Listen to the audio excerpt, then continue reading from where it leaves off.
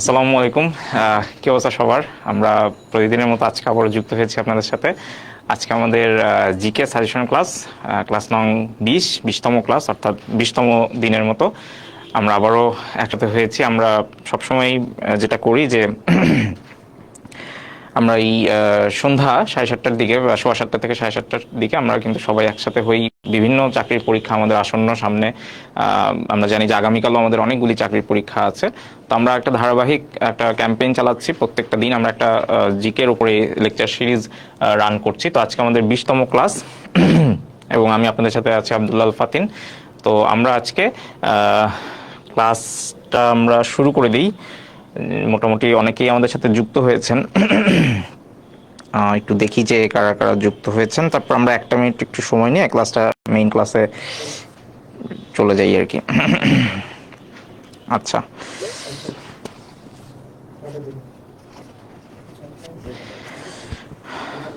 আচ্ছা, আমাকে একটু আপনারা কমেন্ট করে জানান যে আসলে কথা শুনতে পাচ্ছেন কিনা এবং দেখতে পাচ্ছেন কিনা পরিষ্কার, তাহলে আমার জন্য একটু সুবিধা হয়। ওকে, ঠিক আছে। আচ্ছা,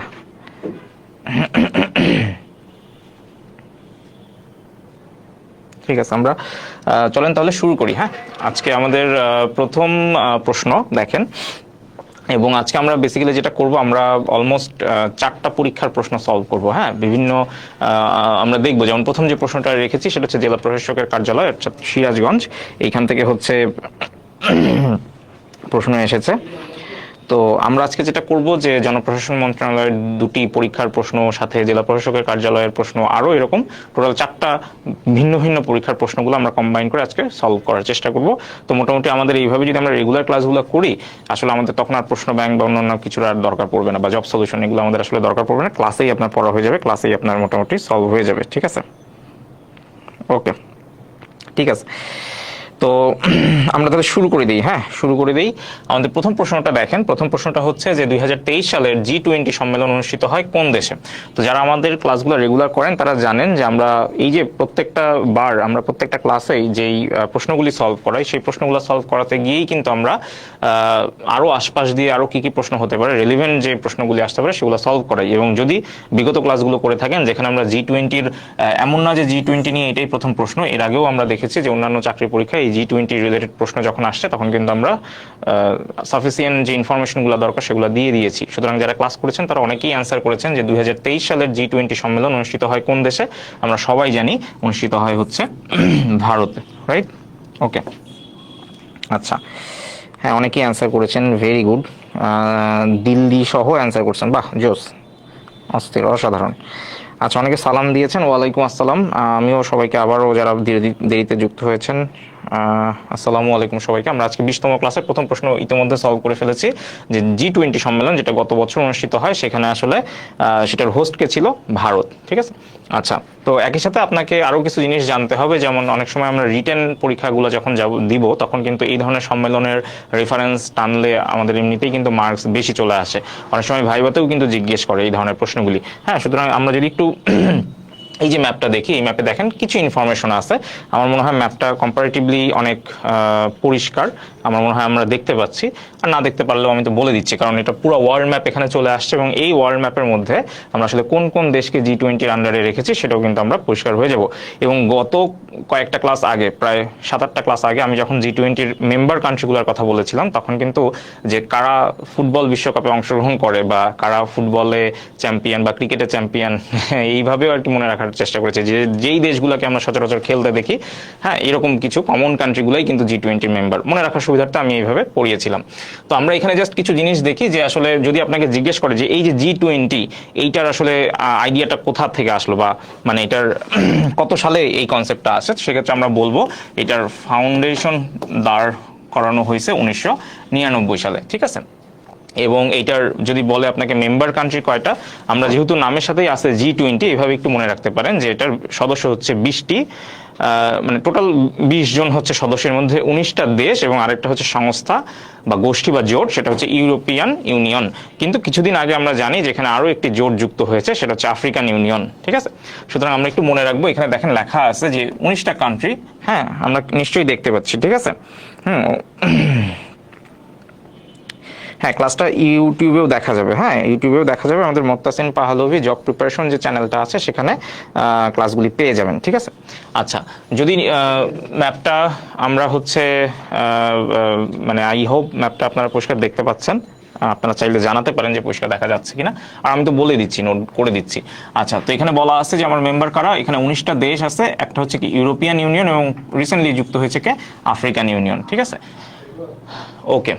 আর যদি আপনাকে এরকম প্রশ্ন করে, যেগুলি ভাইভাতে অনেক সময় প্রশ্ন করে যে G20 এর পার্মানেন্ট মেম্বারকে, তো পার্মানেন্ট মেম্বার হচ্ছে স্পেন। আমরা গত ক্লাসেও কিন্তু ঠিক গতকালকের ক্লাসে কিন্তু দেখেছি স্পেন ইউরোপের একটা কান্ট্রি, আমরা সবাই জানি। এবং এই যে এই জায়গাটায় কিন্তু স্পেন আছে।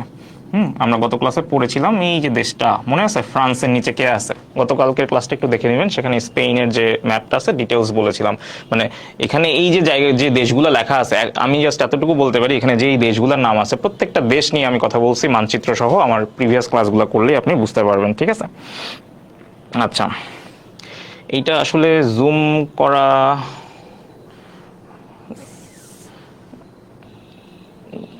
জুম করলে এটা ফাটবে কি না। আচ্ছা, একটু ট্রাই করি। আচ্ছা, এটা মানে জুম করা যাচ্ছে না, বাট ওই যে আচ্ছা, এখন মনে হয় একটু ইয়া হচ্ছে, তারপর একটু বেঁকে গেল। আই থিঙ্ক এখন একটু বোঝা যাবে ভালোভাবে। হ্যাঁ, আচ্ছা, ঠিক আছে। তাহলে দেখেন, আমরা যদি একটু ইয়াটা দেখি। আচ্ছা, কোর্সের ব্যাপারে জানানো হবে সঠিক সময় আর কি, যদি আমরা লঞ্চ করি ইনশাল্লাহ জানতে পারবো। ঠিক আছে, ঠিক আছে। আচ্ছা, তো এখানে দেখেন, এখানে আমরা যদি একটু খেয়াল করি, সেইটা হইলো আমরা একটু খেয়াল করি যে কোন কোন দেশগুলো আছে। তো গত ক্লাসে আমরা কিন্তু বলছিলাম, গত ক্লাসে আমরা এই যে জায়গাটা আছে, এখানে কিন্তু স্পেন আছে, এই যে দেশটা, এটাকে স্পেন, এবং এই স্পেন হচ্ছে G20-র পার্মানেন্ট মেম্বার। এটা মাথায় রাখতে হবে। ঠিক আছে, এটা হচ্ছে পার্মানেন্ট মেম্বার। এবং এখানে দেখেন যেই কান্ট্রিগুলো আছে মোটামুটি সবগুলা দেশ নিয়ে কিন্তু আমি কথা বলছি। হ্যাঁ, যেমন ইন্দোনেশিয়া, মনে আছে আমি একটা ক্লাসে আপনাদেরকে বলছিলাম যে ইন্দোনেশিয়া একটা সময় কাদের উপনিবেশ ছিল, বলছিলাম হচ্ছে ডাচদের এবং কি পর্তুগালের। তো ডাচ আর পর্তুগাল এই দুইটা দেশ মারামারি করছিল।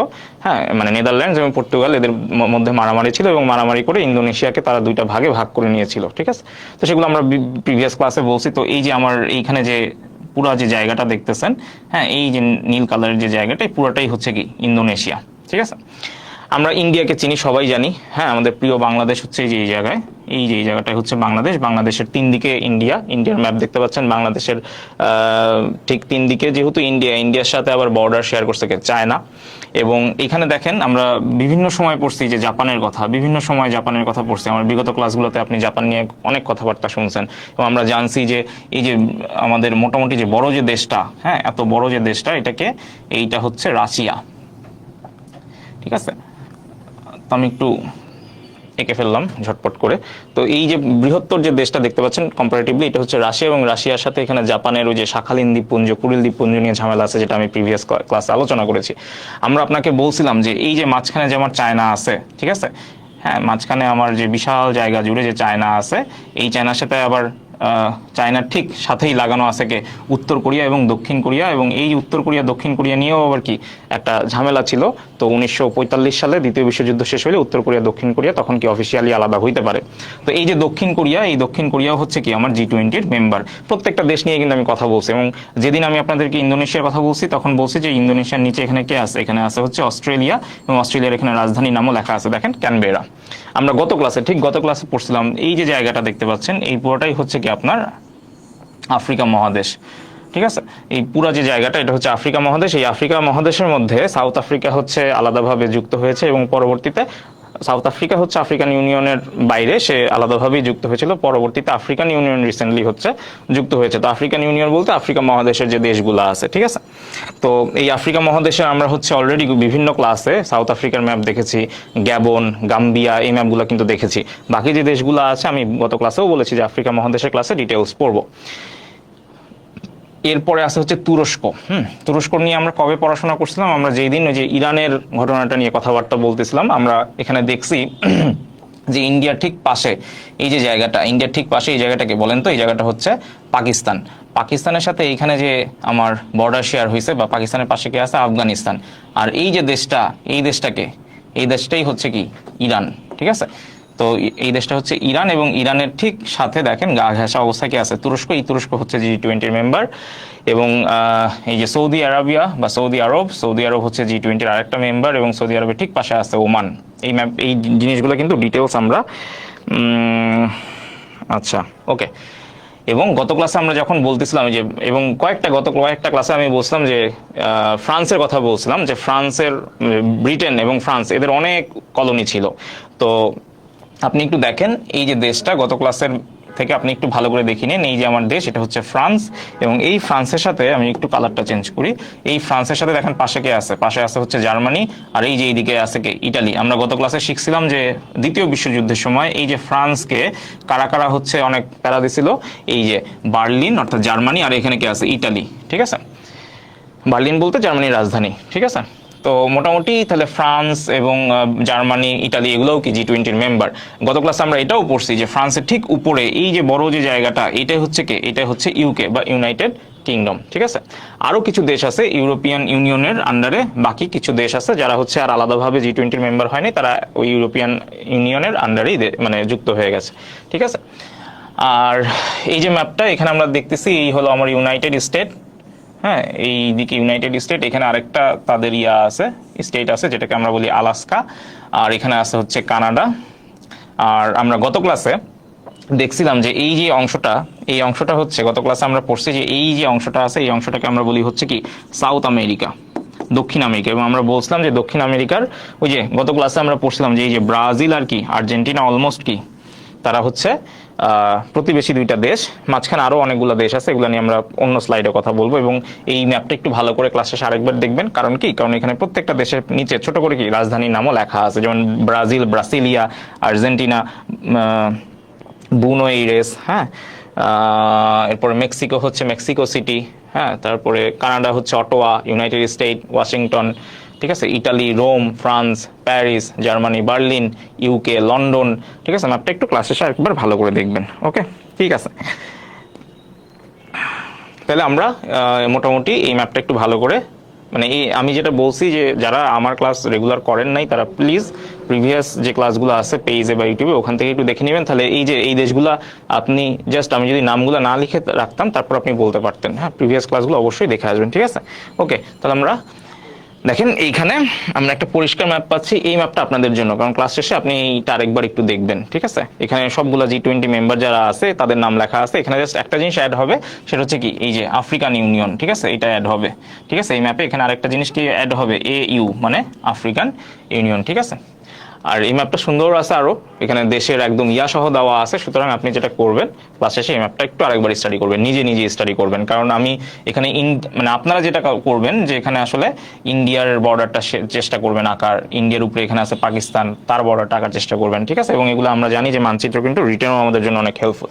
ওকে, তাহলে আমরা নেক্সট প্রশ্নে যাই, চলেন।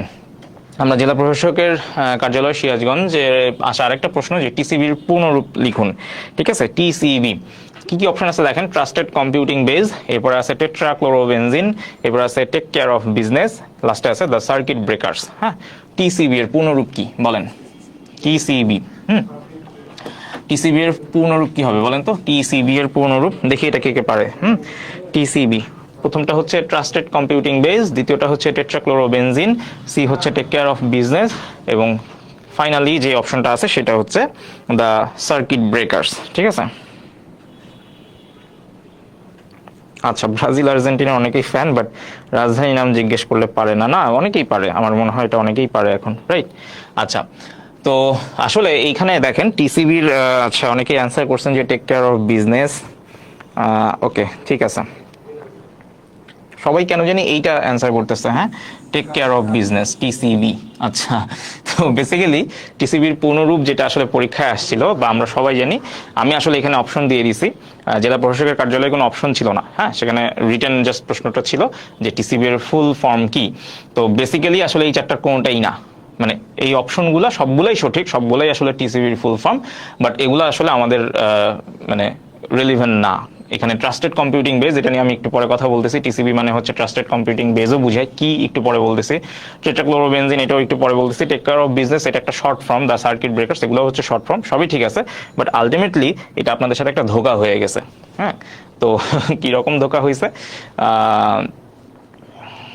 আচ্ছা, তো ব্যাপারটা হচ্ছে যে আমি মানে ফ্রি ক্লাসে একটু ফ্রি সার্কাজমও দিয়ে দিলাম আপনাদেরকে। যে 4টা অপশন দিচ্ছি ওই 4টা অপশনের কোনোটাই না। বেসিক্যালি কি বলেন তো, দেখেন একটু আইডিয়া নেন। বেসিক্যালি টিসিবি বলতে এটা হচ্ছে টিসিবির লোগো, এবং টিসিবি বলতে আসলে কি বোঝাচ্ছি আমি এখানে, ট্রেডিং কর্পোরেশন অফ বাংলাদেশ। দেখেন এই যে লেখা আছে ট্রেডিং কর্পোরেশন অফ বাংলাদেশ, ঠিক আছে। সবাই ধুমধাম সি অ্যান্সার দিচ্ছে, একদম ফাটাফাটি অ্যান্সার করছে, হ্যাঁ ধুমায় অ্যান্সার করছে সবাই। ওকে, বাট আলটিমেটলি কোনোটাই না। আলটিমেট অ্যান্সার কি, টিসিবি মানে হচ্ছে ট্রেডিং কর্পোরেশন অফ বাংলাদেশ। এখন এই স্ক্রিনশটটা কেন মারছি, কারণ এইটা মারার একটা কারণ হইতেছে যে প্রশ্ন আসে যে টিসিবি কোন মন্ত্রণালয়ের আন্ডারে, রাইট? তো ট্রেডিং কর্পোরেশন অফ বাংলাদেশ এটা কার আন্ডারে বলেন তো? বাণিজ্য মন্ত্রণালয়ের আন্ডারে, ঠিক আছে। ট্রেডিং কর্পোরেশন অফ বাংলাদেশ, এটা প্রশ্ন আসছে কিন্তু অলরেডি, এই ধরনের প্রশ্ন কিন্তু অলরেডি আসছে বিভিন্ন জায়গায় যে টিসিবি কোন মন্ত্রণালয়ের অধীন। ইভেন কোন একটা ক্লাস আমি এই প্রশ্নটা সলভও করাইছি যে টিসিবি হচ্ছে বাণিজ্য মন্ত্রণালয়ের অধীন। এবং আমরা একটু চেষ্টা করব নামও মনে রাখার, যে আসলে টিসিবির এখন মাননীয় প্রতিমন্ত্রীকে, বা বাণিজ্য মন্ত্রণালয়ের কিন্তু আসলে কি প্রতিমন্ত্রী হয়, তো বাণিজ্য মন্ত্রণালয়ের প্রতিমন্ত্রীকে জনাব আহসানুল ইসলাম টিটু এমপি, ঠিক আছে। আচ্ছা, মন্ত্রী কিন্তু নাই, হ্যাঁ এখানে মন্ত্রী বলতে আসলে ওই যে আমাদের প্রাইম মিনিস্টার, উনি এটার দায়িত্বে, ঠিক আছে। ওকে, আর ওই যে টিসিবির যে ব্যাপারটা ছিল, হ্যাঁ টিসিবির ব্যাপারটা হচ্ছে দেখেন এখানে কে বলা আছে, টিসিবি, হ্যাঁ পুরো একটা চিত্র আঁকা আছে। টিসিবির আন্ডারে কে গেছে, হার্ডওয়্যার সফটওয়্যার ফার্মওয়্যার, অর্থাৎ একটা কম্পিউটিং সিস্টেমের বা একটা কম্পিউটার সিস্টেমের যে পোটেনশিয়াল যে রিস্ক থাকে, হ্যাঁ আপনি যদি এখানে দেখেন যে এখানে বলা আছে যে TCB the total combination of protection mechanism within a computer system, অর্থাৎ একটা কম্পিউটার সিস্টেমে যা যা থাকতে পারে, hardware software firmware, each and every কম্পোনেন্টকে আমি যদি আসলে প্রোটেকশন দিতে চাই, সেইটার একটা কম্বিনেশন মেকানিজমকেই বলা হয় হচ্ছে টিসিবি, ঠিক আছে। আচ্ছা আচ্ছা, শিন ইসলাম বলছেন ট্রেন্ডিং কর্পোরেশন, না ট্রেন্ডিং না, ট্রেন্ডিং ওই টিকটক ফেসবুকের সাথে যায়, এখানে এটা ট্রেন্ডিং এর কোনো কিছু না, এটা হচ্ছে ট্রেডিং, হ্যাঁ ট্রেডিং কর্পোরেশন বাণিজ্য মন্ত্রণালয়ের অধীন, ঠিক আছে। আচ্ছা, আরেকজন বলছে সেই জন্যই অ্যান্সার দেই নাই, ভেরি গুড, ভেরি ক্লেভার। ওকে, নেক্সট প্রশ্নে যাই। আচ্ছা, আরেকটা অপশন ছিল যে টেট্রাক্লোরোবেনজিন, তাই না? টিসিবি মানে আরেকটা অপশন ছিল হচ্ছে টেট্রাক্লোরোবেনজিন। এইটা আসলে আমরা যারা সায়েন্সের ছেলে পেলে তারা আমরা এটা বলবো, অনেকে এখানে আছেন তারা হয়তো চিনবেন। হ্যাঁ, তো এটা আসলে কি, যে টেট্রাক্লোরো মানে হচ্ছে 4টা ক্লোরিন থাকবে, আর ওই যে বেনজিনের একটা ফর্ম। এটা আসলে এটা কিছুই না, এটা মনে করেন যে এই যে ধরেন এই যে চোখ, হ্যাঁ এটা হলো আপনি, এটা আপনার হচ্ছে 2টা হাত, আর এই যে 2টা পা। এটা আসলে বেসিক্যালি একটা সার, হ্যাঁ, এবং আপনার যদি মানে পেস্টিসাইড বা কীটনাশক হিসেবে ব্যবহার করা হয়। আপনার যদি অনেক মানে জীবনে দুঃখ টুক্ষ থাকে, এটা খাবেন, খেয়ে একদম যে হাত পা ছেড়ে দিয়ে আর কি শুয়ে টুয়ে পড়বেন, হ্যাঁ এই আর কি। ওকে, এইটা আসলে ওই টিসিবি বলতে আর কি এটাও বুঝায়, এটা শর্ট ফর্মে বুঝায় আর কি। তো টেট্রাক্লোরোবেনজিন এটা আমাদের আসলে বিজ্ঞান সেক্টরে যখন আমরা আর কি করবো, মানে বিসিএস এর বিজ্ঞানের রিটেনে এই ধরনের প্রশ্ন অনেক সময় আসে। কীটনাশক যদিও ওগুলো একদম লিখিত থাকে, মানে থিওরিটিক্যাল থাকে, এই স্ট্রাকচার বা এই ফর্মুলা এত দরকার পড়বে না। যাই হোক, এরপর দেখেন কি প্রশ্ন আসছে, মুক্তিযুদ্ধকালীন সিরাজগঞ্জ কোন নম্বর সেক্টরের অধীন ছিল?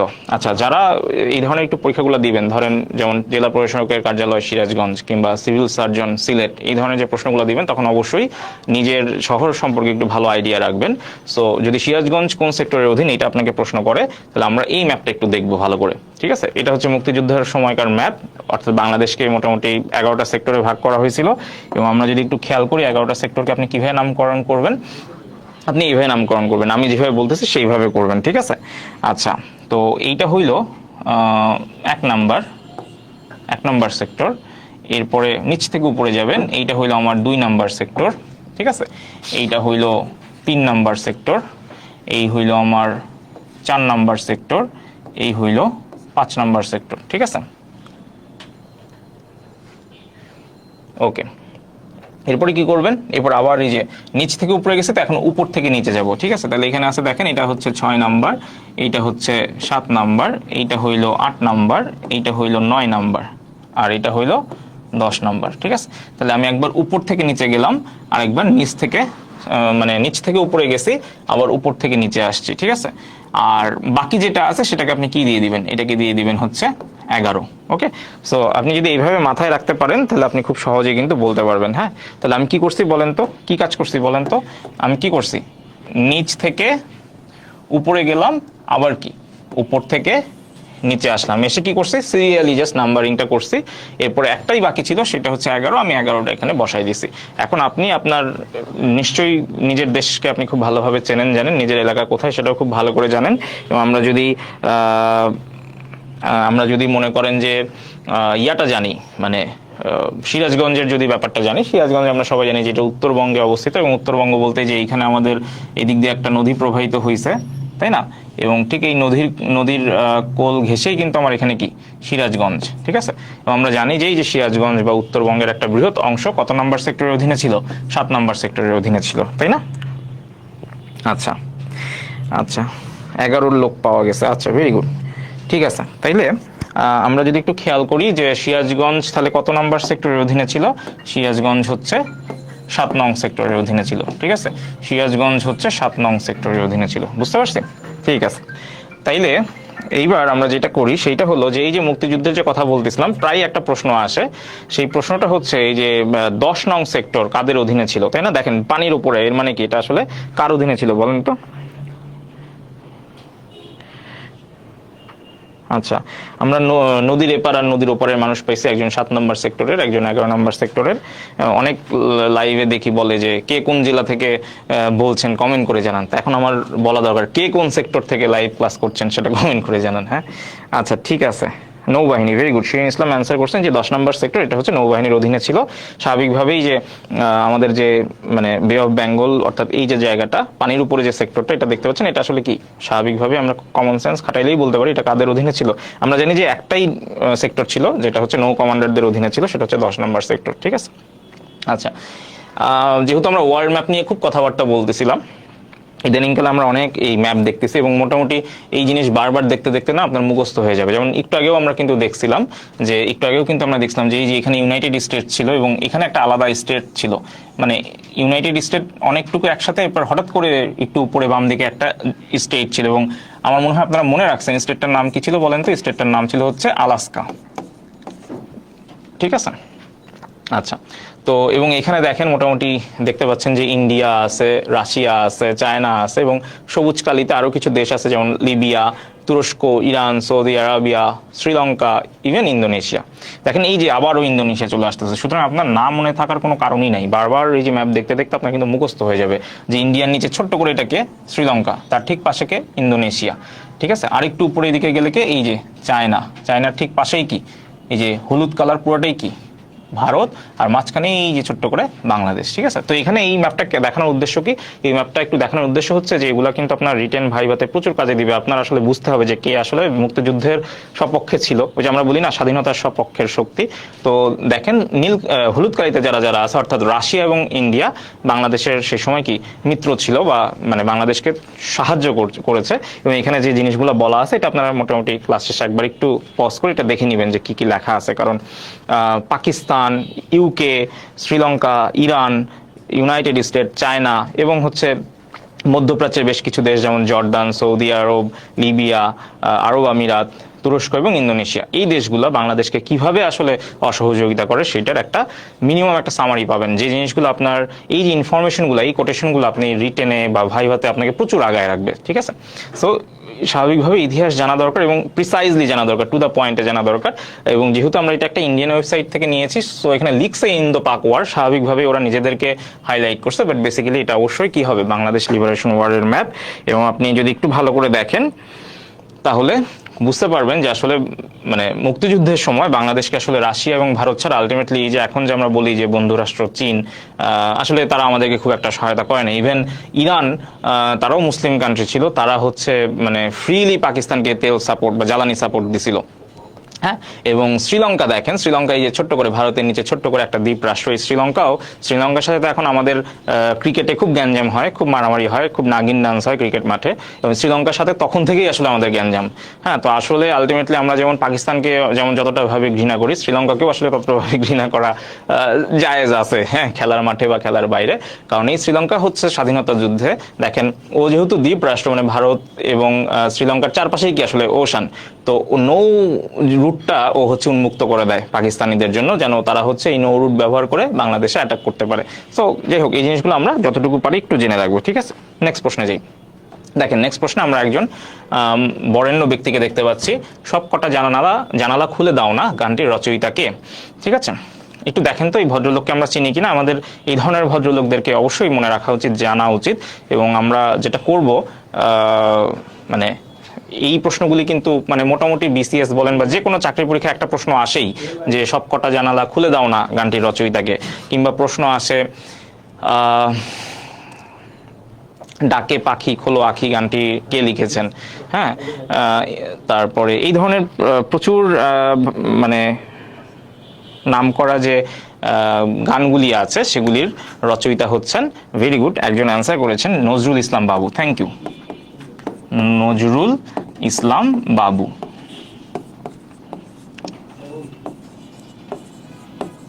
ঠিক আছে, এবং এই যে বরেণ্য যিনি ব্যক্তি নজরুল ইসলাম বাবু, আমরা আসলে যেটা করি, আমরা আসলে দাঁত থাকতে দাঁতের মর্যাদা দেই না। তো নজরুল ইসলাম বাবু তিনি যখন বেঁচে ছিলেন তখন আসলে আমরা তাকে মানে সঠিক সম্মানটা দিতে পারি নাই। তো তিনি মারা যাওয়ার ঠিক পরের বছরই তাকে জাতীয় চলচ্চিত্র জাতীয় পুরস্কার দেওয়া হয়, এবং 2022 সালে তাকে মরণোত্তর 21শে পদক দেওয়া হয়। ঠিক আছে, তো 21শে পদকের ব্যাপারটা একটু জেনে রাখতে পারি আমরা, যে কত সালে তাকে দেওয়া হয়, 2022 সালে। হ্যাঁ, মরণোত্তর 21শে পদক।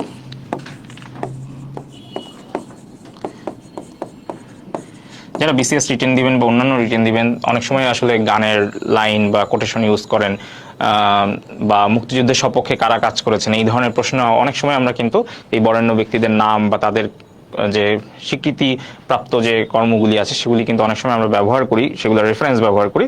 সো যতটুকু আপনি জানতে পারেন ততটুকুই আপনার জন্য লাভ। ঠিক আছে, নজরুল বাবু বলবো না, আমরা সুন্দরভাবে তার নামটা বলবো, নজরুল ইসলাম বাবু। ঠিক আছে, ওকে ওকে, নেক্সট প্রশ্নে যাই, চলেন। মুক্তিযুদ্ধের স্মারক শিখা চিরন্তন কোথায় অবস্থিত?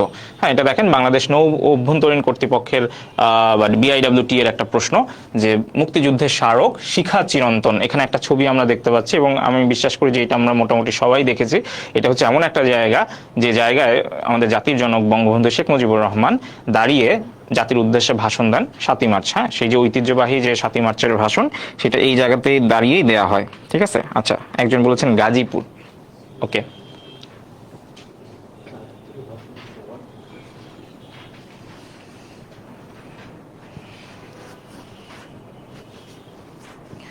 আচ্ছা, আমরা একটু বলি তো যে আসলে 7ই মার্চের ভাষণ আসলে বঙ্গবন্ধু শেখ মুজিবুর রহমান কোথায় দেন? ভেরি গুড, ওমর ফারুক সবার আগে অ্যান্সার করেছেন, অস্থির, সোহরাওয়ার্দী উদ্যান।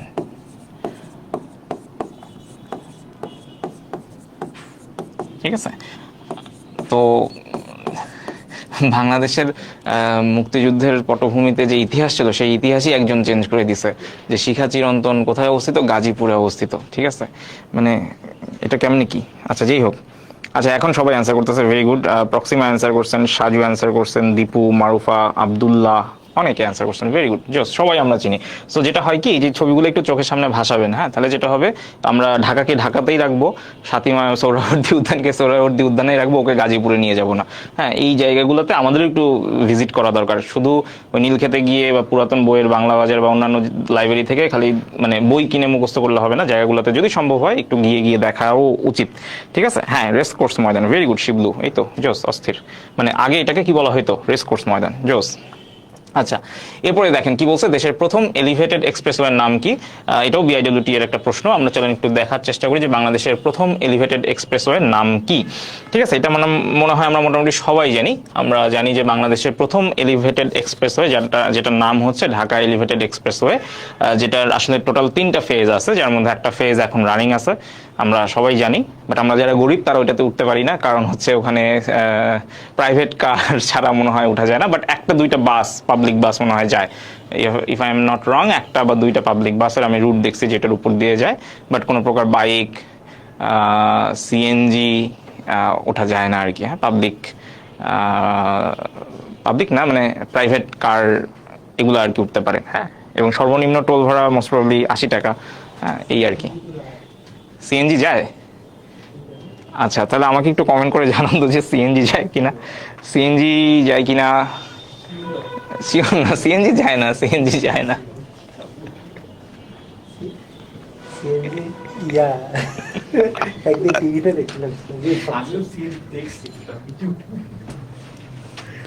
আচ্ছা, এটা নিয়ে আমাদের একটা ছোটখাটো হয়ে গেল। আমি আসলে জানি সিএনজি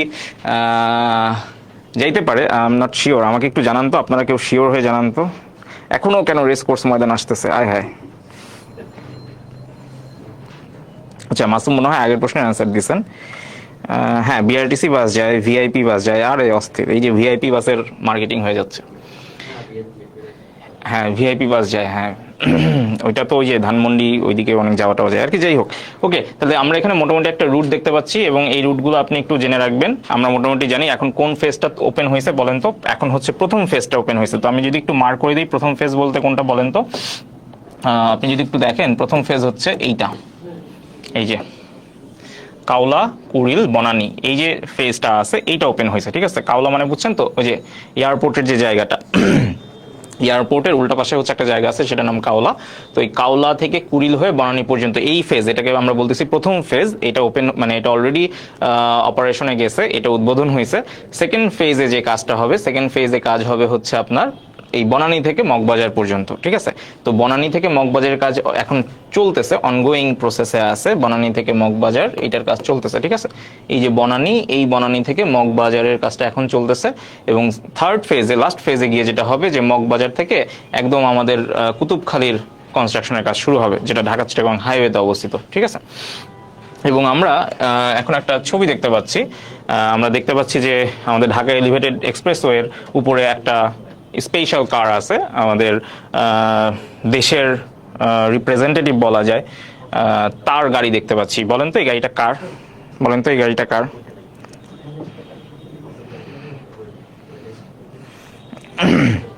আচ্ছা, একজন ঢাকা এলিভেটেড এক্সপ্রেসওয়েতে রিক্সা উঠানোর দাবি জানিয়েছে। আমরা এই লাইভের মাধ্যমে জানি না কর্তৃপক্ষের কাছে এই নিউজ পাঠাইতে পারবো কিনা, বাট আমজনতার দাবি তারা হচ্ছে রিক্সা উঠাইতে চায়। আচ্ছা, ঠিক আছে, দেখা যাক কি হয়। তো এই যে আমরা যে গাড়িটা দেখতে পাচ্ছি, এটা হচ্ছে আমাদের পিএম, প্রাইম মিনিস্টার জননেত্রী শেখ হাসিনা।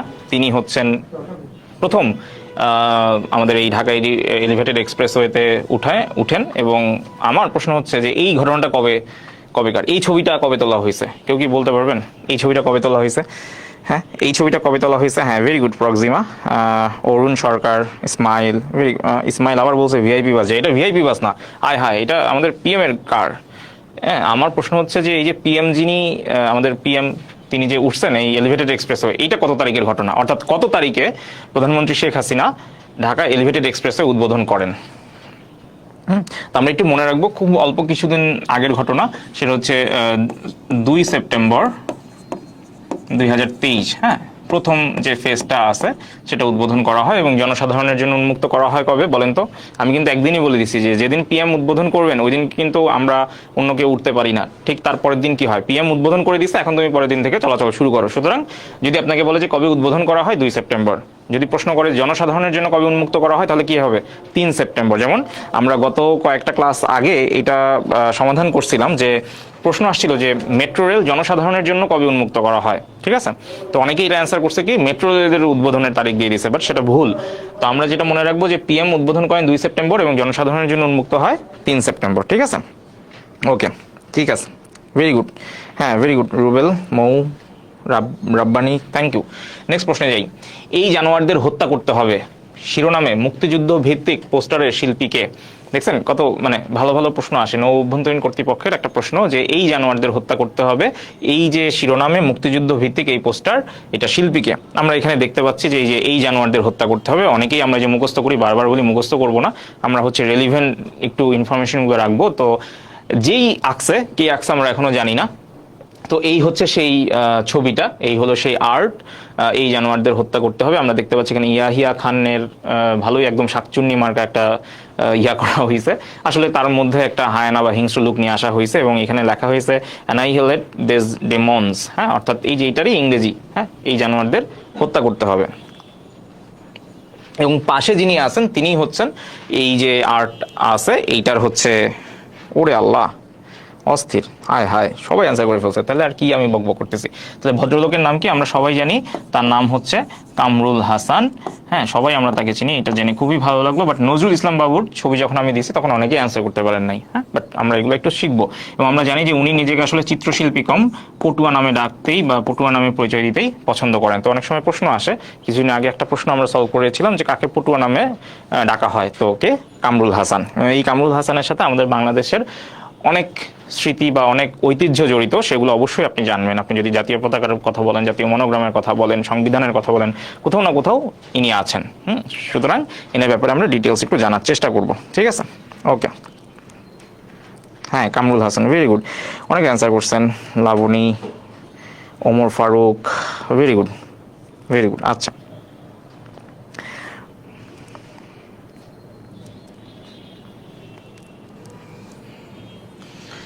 নেক্সট প্রশ্নে যাই। কি বলছে দেখেন, ব্রাজিল জাতীয় দলের ইতিহাসে সর্বকালের সর্বোচ্চ গোলদাতা কে? আর্জেন্টিনা ফ্যান যারা আছেন তারা আমাকে মারার দরকার নাই, কারণ এটা বিআইডব্লিউটি আসা একটা প্রশ্ন, আমার এখানে কোনো হাত নাই।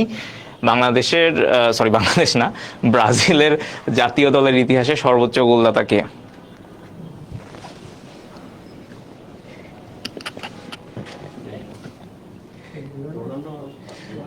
আচ্ছা, আমরা এখান থেকে উত্তর পাচ্ছি রোনালদো। আমাদের আশেপাশে ভাই বেড়াদার আছে, তারা বলতেছে রোনালদো, একজন বলছে রোনালদিনহো, আচ্ছা, ওমর ফারুক বলছে পেলে। আচ্ছা আচ্ছা, হ্যাঁ, আমাদের এখানে মোত্তাসিন পাহলভি স্যার আছে, উনি একমাত্র সঠিক অ্যান্সার করছেন। আমাদের হচ্ছে ব্রাজিল জাতীয় দলের ইতিহাসে এখন পর্যন্ত আমরা সবাই জানি, নেইমারকে চিনি, নেইমার এখন পর্যন্ত 128টা আন্তর্জাতিক ম্যাচ খেলে তো সে হচ্ছে টোটাল 79টা গোল করতে সক্ষম হয়েছে, এবং যেটা ব্রাজিলের ইতিহাসে জাতীয় দলের হয়ে সর্বোচ্চ, ঠিক আছে? তো এই যে ব্রাজিল জাতীয় দলের ইতিহাসে সর্বকালের সর্বোচ্চ গোলদাতা তাহলে কে? অনেকে পেলের কথা বলছেন, কেউ কেউ রোনালদিনহো বলছেন। খেলার ক্ষমতা বা মাধুর্যে রোনালদিনহো, পেলে কেউই কিন্তু আসলে কম না। আমরা গত কয়েকটা ক্লাস আগে একটা প্রশ্ন সমাধান করেছিলাম যে ফুটবলের সম্রাট কাকে বলা হয়, সেটার অ্যান্সার কিন্তু পেলে। বাট যদি আপনি বলেন যে জাতীয় দলের ইতিহাসে সর্বোচ্চ, মানে ব্রাজিলের জাতীয় দলের ইতিহাসে সর্বকালের সর্বোচ্চ গোলরক্ষককে, সেটার অ্যান্সার হবে নেইমার। তো এই যে আমরা বারবার ব্রাজিলের কথা বলতেছিলাম, আমরা সারাদিন ওয়ার্ল্ড ম্যাপের কথা বলতেছিলাম, তাহলে ব্রাজিল নিয়ে যেহেতু কথা বলতেছি, ছোট্ট কিছু ইনফরমেশন নিয়ে নেই। একটু আপনাকে প্রশ্ন করি যে এই যে টোটাল যে ওয়ার্ল্ড ম্যাপ আছে, আমরা কিন্তু একটু আগেই পড়ছিলাম যে এই যে দক্ষিণ আমেরিকা, এই টোটালটা কি দক্ষিণ আমেরিকা, এই দক্ষিণ আমেরিকার মধ্যে এই হচ্ছে আমার ব্রাজিল, যেটা লাল মার্কে করা আছে। আপনাকে জিজ্ঞেস করতে পারে যে ব্রাজিল যে দেশটা আছে, সেই ব্রাজিলের রাজধানী কি বলেন তো? ক্লাসের একটু আগে আমি শুরুতে বলছিলাম ব্রাজিলের রাজধানী হচ্ছে কি, বলেন তো, মনে আছে?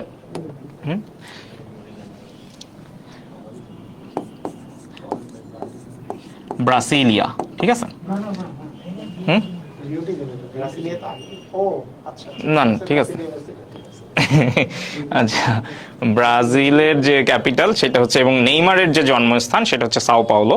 হ্যাঁ, নেইমারের যে জন্মস্থান সেটা হচ্ছে সাও পাওলো, ঠিক আছে? আচ্ছা, রুবেল শিকদার বলছেন যে আর্জেন্টিনা করি sir, very good, thank you.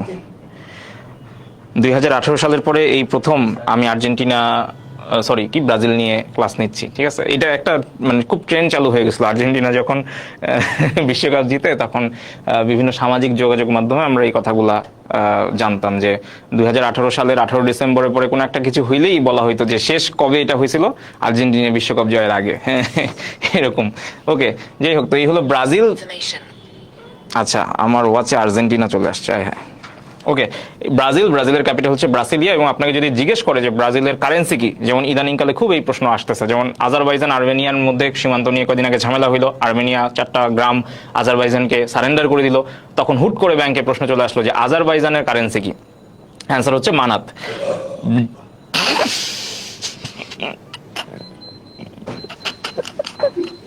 আচ্ছা,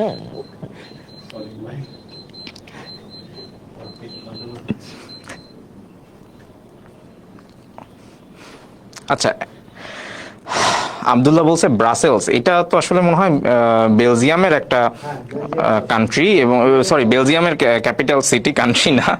আচ্ছা, থ্যাংক ইউ রাফিদ, আপনিও জোসভাবে ক্লাস করেন, থ্যাংক ইউ। আচ্ছা, তো যেটা বলতেছিলাম যে ব্রাজিল, এই যে ব্রাজিলের রাজধানী হচ্ছে ব্রাসিলিয়া, এবং কারেন্সির যেটা কথা বলছিলাম সেটা হচ্ছে ব্রাজিলিয়ান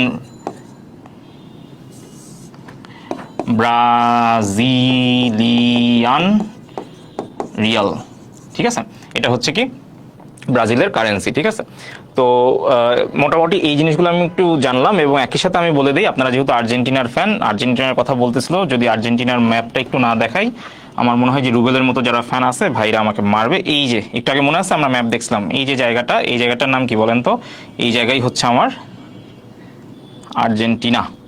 এবং দেখেন এইখানে একটা ছোট্ট করে আপনি যদি দ্বীপ দেখতে পান, এটা হলো আর্জেন্টিনা। দেখেন এখানে ছোট করে একটা দ্বীপ আছে, এবং এই দ্বীপটার নাম হচ্ছে ফকল্যান্ড দ্বীপপুঞ্জ। হ্যাঁ, দ্বীপ বলতে আসলে দ্বীপপুঞ্জ, ফকল্যান্ড দ্বীপপুঞ্জ। এবং আমরা কিন্তু এই প্রশ্নটা অনেকবার পেয়ে আসছি যে ফকল্যান্ড দ্বীপপুঞ্জ নিয়ে কোন দুইটা দেশের মধ্যে মারামারি আছে, অথবা আপনাকে বলে যে অমুক এবং অমুক দেশের মধ্যে যেই দ্বীপপুঞ্জ নিয়ে বিরোধ, সেই দ্বীপপুঞ্জের নাম কি। এই হলো সেই ফকল্যান্ড দ্বীপপুঞ্জ। এবং বলেন তো ফকল্যান্ড দ্বীপপুঞ্জটা আসলে কোন দেশের কাছাকাছি আছে?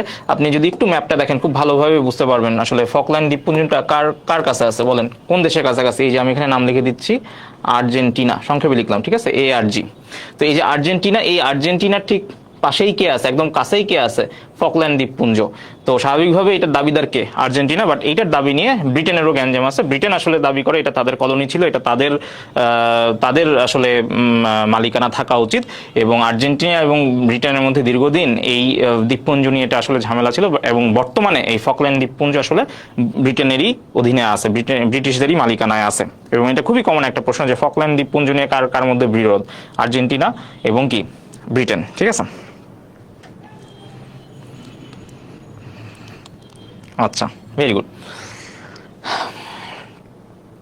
আচ্ছা, তো এখানে আরো অনেক দেশ আছে, এগুলো নিয়ে আমরা পরে কোনো একটা সময়, আচ্ছা এখনই কথা বলে ফেলতে পারি। এই হইলো আমার, আমরা দক্ষিণ আমেরিকাটা চলেন চিনে ফেলি। ঠিক আছে, এই সুযোগে আমরা দক্ষিণ আমেরিকা চিনে ফেলি। এই হলো আমার সাউথ আমেরিকা। নেইমার আমাদের কত উপকার করতেছে দেখেন। নেইমার এখন খেলার মাঠে নাই, তাও কিন্তু আমাদের অনেক উপকার করতেছে। কিভাবে উপকার করতেছে? পুরো সাউথ আমেরিকা আমরা এখন চিনে ফেলবো। ঠিক আছে,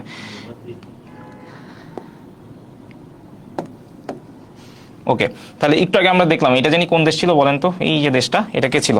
দেখেন ঝটপট, আপনার আজকের পরে এই ম্যাপ নিয়ে আর কোনো ঝামেলাই হবে না। অর্থাৎ এই হইল, মনে আছে এই পুরা লাল লাল যে দেশটা, এটা হচ্ছে এখানে মার্ক করাই আছে। আপনি দেখেন এই পতাকাটা আপনার মানে, বা এই সিম্বলটা, এই ফ্ল্যাগটা আপনার জন্য খুবই কমন। এটা হচ্ছে ব্রাজিল, অর্থাৎ লাল মার্ক করা যে অংশটুকু আছে পুরোটা হচ্ছে ব্রাজিল। এখানে আমরা কাকে পাইছি? এখানে আমরা পাইছি হচ্ছে আর্জেন্টিনাকে। ঠিক আছে, এখানে পাইছি হচ্ছে আর্জেন্টিনা। ওকে, এইখানে দেখেন ছোট্ট করে আরেকটা দেশ আছে, এখানে ছোট্ট করে আরেকটা দেশ, এটাকে বলেন তো? এটা হচ্ছে উরুগুয়ে। ঠিক আছে, আমরা কি দেখতে পাচ্ছি ব্ল্যাক ব্যাকগ্রাউন্ডে? একটু জানান তো আমাকে। ঠিক আছে।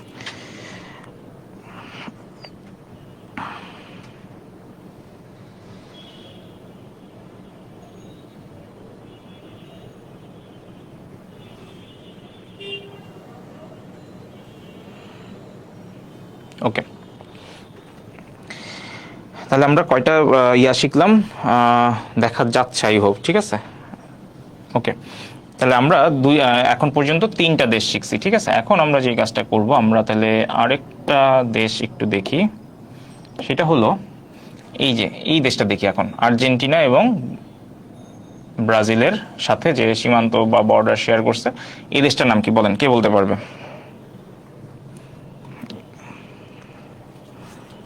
লালটা ব্রাজিল। আচ্ছা, আপনি না বললে এটা জানতামই না যে লালটা ব্রাজিল। এখানে ব্রাজিলের ইয়া দেওয়া আছে, লালটা ব্রাজিল। ওকে, ওকে, ঠিক আছে, থ্যাংক ইউ, অনেকে ক্লিয়ার বলছেন।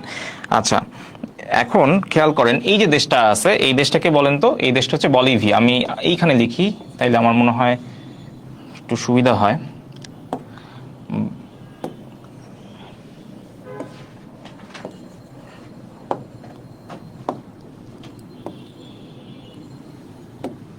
হ্যাঁ, এইটা কোন দেশ বলেন তো? এইটা হচ্ছে বলিভিয়া, বলিভিয়া। ঠিক আছে। আচ্ছা, এবার আমরা তাহলে আরেকটা দেশ দেখে ফেলি। মাঝখানে যে চিপায় যে একটা দেশ আছে, এটা কোন দেশ বলেন তো? এটা কার কার সাথে শেয়ার করছে বর্ডার? ওই যে আমরা একটা কথা বলি না যে বাংলাদেশ কয়টা দেশের সাথে সীমান্ত শেয়ার করছে, বা বাংলাদেশের কয় দিকে ভারত? 3 দিকে ভারত, একদিকে মায়ানমার।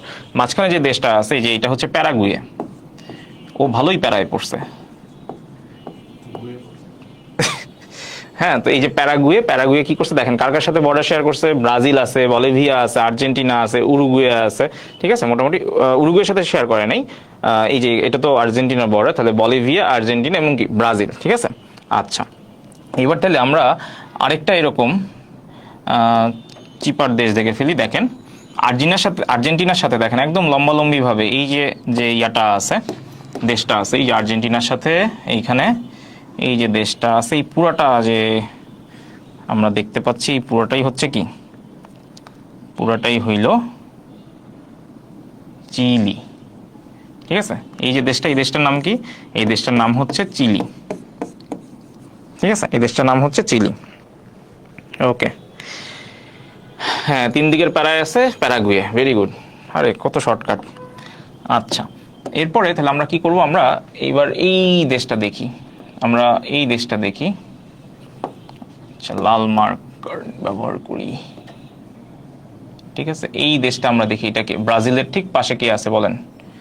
ব্রাজিলের সাথে এবং বলিভিয়ার সাথে সীমান্ত শেয়ার করছে। এই দেশটা কি হবে? এই দেশটাকে বলতে পারবেন বলেন তো? চিলির উপরে কে আছে? চিলি, বলিভিয়া, ব্রাজিল, এদের সাথে বর্ডার কে শেয়ার করছে বলেন তো? এটাও 2 শব্দের সরু দেশ। সরু দেশ চিলি। হ্যাঁ, ভেরি গুড সুমাইয়া জাহান। হ্যাঁ, পেরু। আরে জোস, অস্থির। তাহমিনা, আরে আল্লাহ, এরা দেখি সব পারে। পেরু। ঠিক আছে, তাহলে এই যে চিলি, চিলির উপরে কে আছে? পেরু। Very good. তাহলে আর কয়টা দেশ বাকি আছে বলেন তো? আমরা যদি একটু দেখি, দেশ বাকি আছে এখানে একটা। ঠিক আছে, এইখানে আছে আরেকটা। বলেন তো, পেরুর উপরে এই চিপায় কে আছে? পেরুর উপরে এই চিপায় কে আছে বলেন? হ্যাঁ, পেরুর উপরে এই যে দেশটা, এই দেশটাকে বলেন তো? এই দেশটা হচ্ছে ইকুয়েডর। ঠিক আছে, ইকুয়েডর। পেরুর উপরে ছোট্ট যে দেশটা, এটা হচ্ছে ইকুয়েডর। ওকে ওকে। এরপরে বড় যে দেশটা, বড় দেশটার নাম কি বলেন তো? বড় যে দেশটা আছে, এইটার নাম হচ্ছে কলম্বিয়া। ঠিক আছে, এইটার নাম কি বলেন তো? এই যে বড় যে দেশটা, এটার নাম হচ্ছে কলম্বিয়া। কলম্বিয়া। আই হোপ দেখা যাচ্ছে। হ্যাঁ, কলম্বিয়া। ঠিক আছে, ওকে।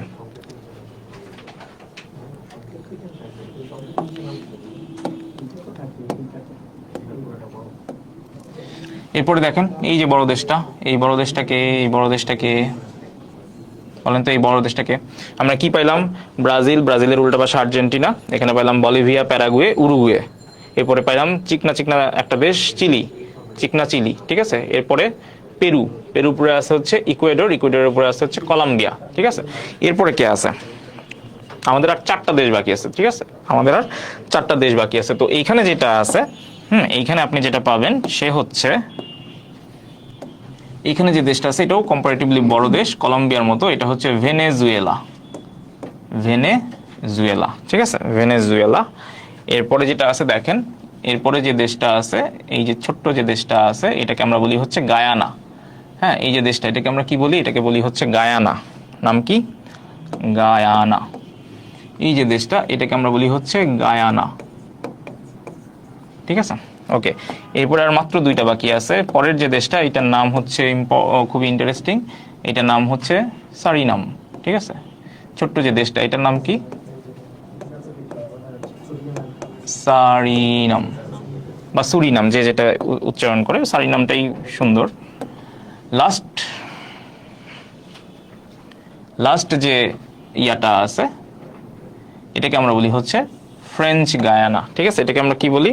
এটাকে আমরা বলি হচ্ছে, এই যে চিপায় যে দেশটা আছে, এইটাকে আমরা বলি হচ্ছে ফ্রেঞ্চ গায়ানা।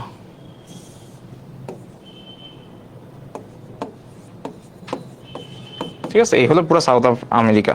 ঠিক আছে, আমরা মোটামুটি সাউথ আমেরিকা চিনে গেলাম। ওকে ওকে, ঠিক আছে, ওকে।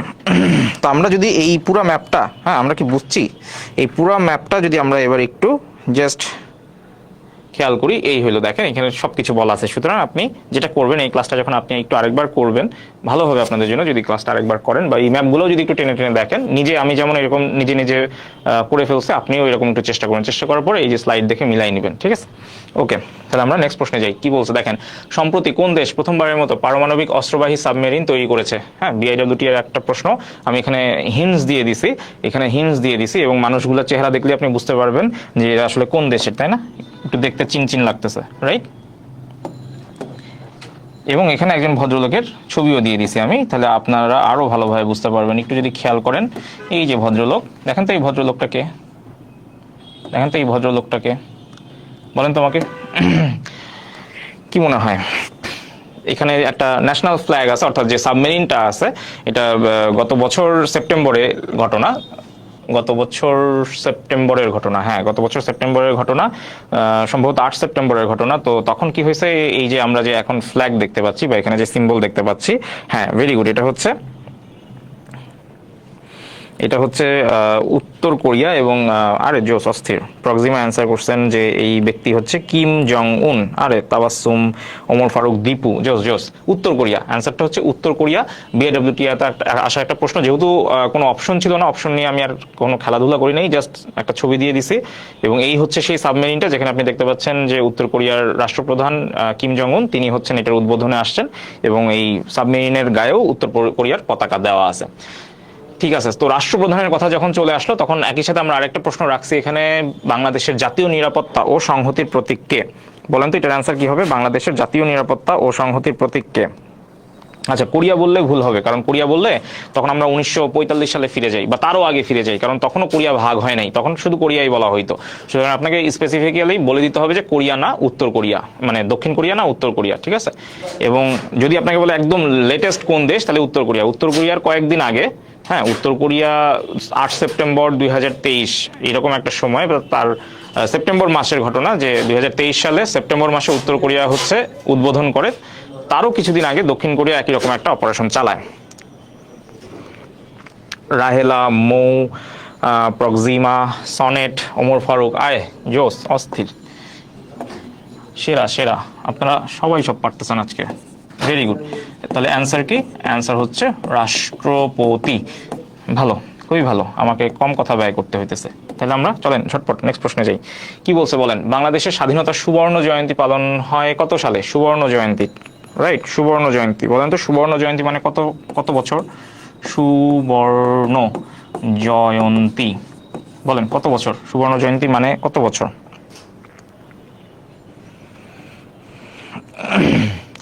আচ্ছা, উত্তর কোরিয়া কিছুদিন আগে দক্ষিণ কোরিয়াকে বেলুনে করে ময়লা গিফট করেছিল। আরে এটা তো আমাদের পাশের বাসার প্রতিবেশী, তারাও আমাদের বাসার সামনে এরকম ময়লা টয়লা ফেলে যায়, ঠিক আছে? বেলুনে করে না, ঝুড়ি টুড়ি দিয়ে ফেলে দেয়। হ্যাঁ, এগুলো কমন জিনিস, এগুলো উত্তর কোরিয়া দক্ষিণ কোরিয়া যাইতে হয় না। সবাই আমাদেরকে ফলো করে, সবাই আমাদের মতো হইতে চায়। হ্যাঁ, উত্তর কোরিয়ার প্রেসিডেন্ট কিম জং উন এর এত খারাপ দিন আসছে যে তারা বাংলাদেশের নেইবারকে ফলো করে। যাই হোক, সুবর্ণ জয়ন্তী মানে 100 বছর, কে বললো এটা? ও মাই গড, 100 বছর না, 50 বছর। হ্যাঁ, সুবর্ণ জয়ন্তী মানে হচ্ছে 50 বছর। তাহলে একটু বুদ্ধি করে বলেন তো, যিনি বলছেন 100 বছর, 100 বছর মানে কি? ঝটপট বলেন। বা 75 বছর বলতে কি বুঝায়?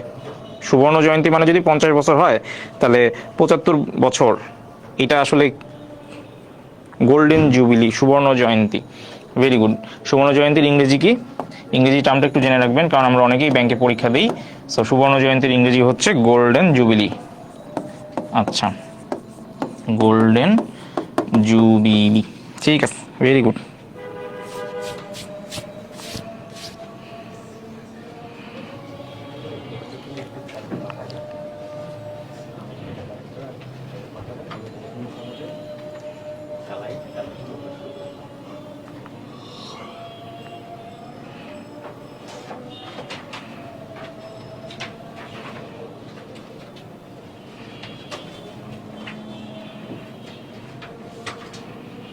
দুই হাজার একুশ, ভেরি গুড। 2021, সবাই অ্যান্সার করে ফেলছে, ভেরি গুড ভেরি গুড। কারা কারা পারছেন? হ্যাঁ, 60 বছর। আই হোপ সুমিয়া জাহান আমি যেটা জিজ্ঞেস করছি সেটার অ্যান্সারই দিয়েছে। 75 বছর প্লাটিনাম জয়ন্তী, ভেরি গুড। 75 বছর প্লাটিনাম 75, 100 বছর, শতাব্দী। আচ্ছা, শতবর্ষ, হ্যাঁ ওই যে আমরা একটু আগে পালন করলাম না, কয়েকদিন আগে পালন করলাম না যে 2020-এ মুজিব জন্মশতবার্ষিকী। হ্যাঁ ঠিক আছে, ওকে। বাংলাদেশের কোন পণ্য হোয়াইট গোল্ড নামে পরিচিত? বাংলাদেশের কোন পণ্য হোয়াইট গোল্ড নামে পরিচিত? এখানে আসলে কথাবার্তা বলার কিছু নেই, এটা আমরা মোটামুটি সবাই জানি যে চিংড়ি, রাইট। বাংলাদেশের কোন পণ্যটাকে আমরা হোয়াইট গোল্ড হিসেবে চিনি, সেটা হচ্ছে চিংড়ি, ঠিক আছে। আচ্ছা, ভেরি গুড। আচ্ছা, ভেরি গুড, জোস, অনেকে অ্যান্সার করতে পারছেন। আচ্ছা, ওকে, তাহলে আমরা নেক্সট প্রশ্নে যাই। দেখেন কি বলছে, আয়তনের দিক থেকে বাংলাদেশের বৃহত্তম জেলা কোনটি? এটা খুবই কমন একটা প্রশ্ন, রাইট। এটা এই ধরনের প্রশ্নগুলো দেখেন বিভিন্ন জায়গায় বারবার আসে, সুতরাং আপনি যত এই প্রশ্নগুলো সলভ করবেন, যত আপনি যে বিআইডব্লিউটি এর প্রশ্ন বা এরকম যত কমন কমন প্রশ্ন আছে, যত এগুলো সলভ করবেন তত অ্যান্সার এগুলো করতে পারবেন। তো আমি আশা করি যে যারা এই যে ঝটপট অ্যান্সার করতেছেন তারা এই প্রশ্নের অ্যান্সার করে ফেলবেন ইতোমধ্যেই, ঠিক আছে। কারা কারা সবার আগে অ্যান্সার করে দেখি। আচ্ছা, রুবেল শিকদার বলছে বাগদা চিংড়ি, ভেরি গুড। দীপু সরকার, আচ্ছা আগের প্রশ্নের অ্যান্সার আসতেছে চিংড়ি, চিংড়ি, দীপু চিংড়ি, okay. Rangamati, very good. Mou answer করছেন সঠিক, অনেকে চট্টগ্রাম বলতেছিলেন, বাট এটার অ্যান্সার কি? অ্যান্সার হচ্ছে রাঙামাটি, ঠিক আছে, ভেরি গুড। রাঙামাটি হচ্ছে আমাদের অ্যান্সার। রাঙামাটি হচ্ছে আয়তনের দিক থেকে বাংলাদেশের বৃহত্তম জেলা। হ্যাঁ, আমরা যখন বাংলাদেশের ক্লাসগুলো করব তখন এগুলো সুন্দরভাবে আরো ডিটেলস বলে দিব। হ্যাঁ, ওকে, ভেরি গুড, ঠিক আছে। নেক্সট প্রশ্নে যাই, চলেন। বাংলাদেশে স্থাপিত প্রথম ভূ উপগ্রহ কেন্দ্র কোথায়? এটা দেখেন কোথায় আসছে, জনপ্রশাসন মন্ত্রণালয়ের একটা প্রশ্ন, ঠিক আছে। তো আমরা যেহেতু জানি ইদানিংকালে আমরা মোটামুটি একটা কথা শুনতেছি যে সব ধরনের পরীক্ষায় পিএসসি তাদের কন্ট্রোলে নিয়ে আসতেছে বা অধীনে নিয়ে আসতেছে, সেক্ষেত্রে আমরা চেষ্টা করবো যে একটু ভালোভাবে প্রিপারেশন নেওয়ার, ঠিক আছে, এবং বিসিএস এর প্রশ্ন প্যাটার্নগুলো একটু ফলো করার চেষ্টা করবো, এবং বিভিন্ন জায়গায় যে জনপ্রশাসন মন্ত্রণালয় বা পিএসসির অধীনে যে পরীক্ষাগুলো হয় মোটামুটি সব জায়গার প্রশ্নগুলো এখন থেকে আমরা একটু ভালো করে সলভ করার চেষ্টা করবো, হ্যাঁ, যেন কোনো টপিক বাদ না থাকে, মোটামুটি সবকিছু কাভার হয়ে যায়। তো এটাও আমরা মোটামুটি সবাই জানি ইদানিং, এটা আমরা মোটামুটি সবাই জানি, রাঙামাটি। হ্যাঁ, রাঙামাটি, রাঙামাটি বেতবুনিয়া, ঠিক আছে, রাঙামাটি বেতবুনিয়া, ওকে, ঠিক আছে। আমরা নেক্সট প্রশ্নে যাই। দেখেন কি বলছে, ফরাসি বিপ্লবের সময়কাল কত ছিল? ফরাসি বিপ্লব, তো আমরা গত ক্লাসে পড়ছিলাম যে নেপোলিয়ানের কথা, যে নেপোলিয়ান 1815 সালে যখন যুদ্ধ করে, ওয়াটারলু যুদ্ধ করে ডিউক ওয়েলিংটনের বিরুদ্ধে গিয়ে, তখন হচ্ছে নেপোলিয়ান হেরে যায় এবং তাকে তখন একটা দ্বীপে নির্বাসন দেওয়া হয়।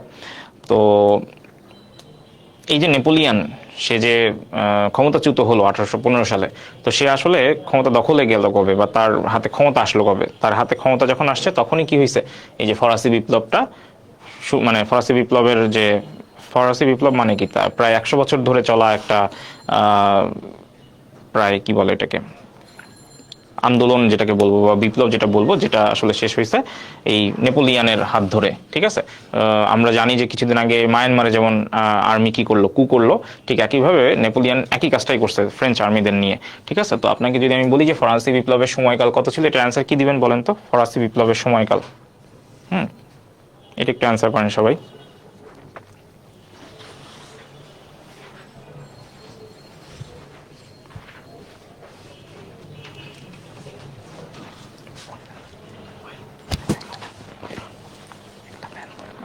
চার শেষ,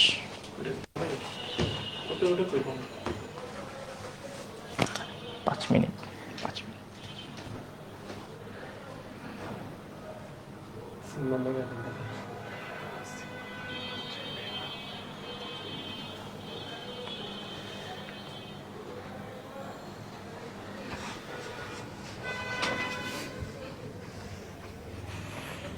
আচ্ছা, এটা আর কি আমরা অ্যান্সার করতে পারছি? কমেন্টগুলো একটু দেখি, কমেন্ট তো দেখা যাচ্ছে না কেন?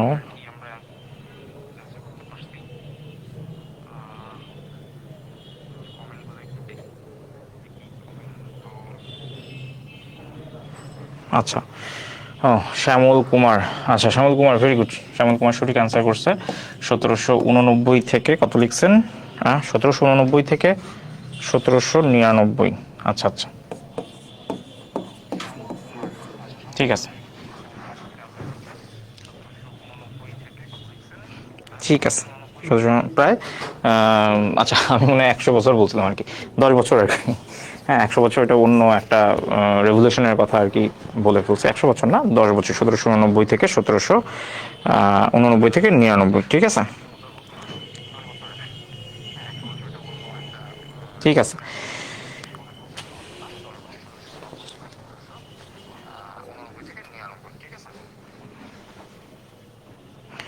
সাম্য, স্বাধীনতা ও ভ্রাতৃত্ব। 100 বছর স্পেনের, ওরে বাবা। আচ্ছা, প্রক্সিমা বলছেন 100 বছর স্পেনের, পুরো ইতিহাস জানে তো দেখতেছি। ওকে, ভেরি গুড। আরে আপনারা সবাই সব পারেন, জোস। আচ্ছা, তাহলে আমরা জাস্ট কয়েকটা প্রশ্ন করি, শেষ করে ফেলি। ক্যাম্প ডেভিড চুক্তি হয় কোন দুটি দেশের মধ্যে? হ্যাঁ, খুবই কমন একটা প্রশ্ন। এটাও মনে হয় যে এই যে রুবেল, প্রক্সিমা এরাই মনে হয় ধুমধাম অ্যান্সার করবে। বাকিরা কই? বাকিরা একটু অ্যান্সার করেন, পার্টিসিপেট করেন, ভুল না করলে তো শিখবেন না। ক্যাম্প ডেভিড চুক্তি হয় কোন দুটি দেশের মধ্যে? আমরা জানি যে রিসেন্ট সময়ে এই যে ইসরায়েল যেটা করতেছে, যে রাফা সীমান্তে যখন অ্যাটাক করে, তখন এটা রাফা সীমান্ত কিন্তু মিশরের ঠিক একদম বর্ডার ঘেঁষা। তো মিশর তখন চিন্তা ভাবনা করতেছে, বা মিশর এখন একটা কূটনৈতিক তৎপরতা চালাচ্ছে বা চেষ্টা করতেছে যে ইসরায়েলের এই যে বাড়াবাড়ি, এটাকে একটু থামাইতে হবে, কন্ট্রোল করতে হবে, এবং তারা একটা ইচ্ছা প্রকাশ করছে যে তারা এই ক্যাম্প ডেভিড চুক্তি থেকে সরে আসতে পারে, ঠিক আছে। এরকম একটা চলতেছে। তো এই ক্যাম্প ডেভিড চুক্তিটা হয় আসলে এই যে মিশর এবং ইসরায়েল এরা আসলে ভ্রাতৃত্ব বা শান্তি বজায় রাখার জন্য মার্কিন যুক্তরাষ্ট্রের সহায়তায় এই দুইটা দেশের মধ্যে কি হয়? চুক্তি হয়। তাহলে আপনাকে যদি প্রশ্ন করে যে কোন দুইটা দেশের মধ্যে, তাহলে কি হবে অ্যান্সার? মিশর আর কে? ইসরায়েল।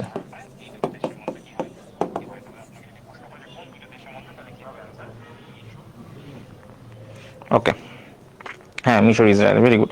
তো ক্যাম্প ডেভিড চুক্তি নিয়ে আসলে অনেক কথা। ফরাসি ও স্পেন, ফরাসি ও স্পেন কি? ক্যাম্প ডেভিড চুক্তি ফরাসি স্পেন কেমনে কি? না না, ফরাসি স্পেন না। ক্যাম্প ডেভিড চুক্তি হচ্ছে কার কার মধ্যে? মিশর এবং ইসরায়েলের মধ্যে। ওই যে বললাম না, কিছু আপনি জাস্ট একটু যদি ঘাটাঘাটি করেন, পত্রপত্রিকা পড়েন, তাহলে দেখবেন কয়েক সপ্তাহ আগের একটা নিউজ এরকম পাবে যে মিশর রিথিং করতেছে যে ক্যাম্প ডেভিড চুক্তি আমি রাখবো কি রাখবো না, ঠিক আছে। ওকে, জোস। আরে সেরা সেরা, শিরিন অস্থির, শারমিন, আরোহী, সাফা, ভেরি গুড। ওকে, তো ক্যাম্প ডেভিড চুক্তি নিয়ে আমি আরো সুন্দরভাবে, মানে আমি যখন আলোচনা করব ইম্পর্টেন্ট ইনফরমেশনগুলো নিয়ে, তখন নিয়ে আসবো এক্সট্রা কিছু কোশ্চেন বানানো নিয়ে আসবো, ঠিক আছে। আপাতত আমরা এটা জেনে রাখলাম। আচ্ছা, যুক্তরাজ্যের অর্থমন্ত্রীকে কি বলে? এটা খুবই গুরুত্বপূর্ণ একটা প্রশ্ন, এই সেন্সে যে এই ধরনের প্রশ্নগুলো আমরা আসলে খুব একটা পড়ি না বা জানি না। জনপ্রশাসন মন্ত্রণালয়ে আসা একটা প্রশ্ন, যে যুক্তরাজ্যের অর্থমন্ত্রীকে কি বলে? এটা একটু দেখি তো কে কে পারেন। আচ্ছা, যুক্তরাজ্যের অর্থমন্ত্রীকে কি বলে বলেন? যুক্তরাজ্যের অর্থমন্ত্রী।